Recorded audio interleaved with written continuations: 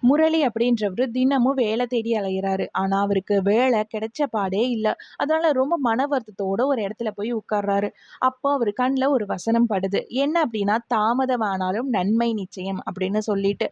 சரி நம்மளுக்கு தாமதமானாலும் ஒரு நல்லது நடக்கும் அப்படின்ற எண்ணத்தோட தான் வழக்கமா போற டீ கடையில போய் டீ கடைக்கார அண்ணா கிட்ட பேசிட்டு இருக்காரு.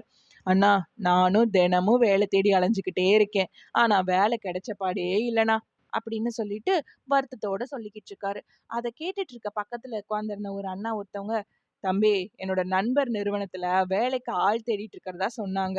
அப்படின்னு சொல்லிட்டு, அதோட முகவரியையும் சொல்லிடுறாரு. அடுத்த நாளே முரளி அங்க போய் முயற்சி பண்ணி பார்க்குறாரு. அவருக்கு வேலையும் கிடைச்சிருது. அவரு ஆச்சரியத்தோட ஒரு விஷயத்த நெனச்சுக்கிறாரு.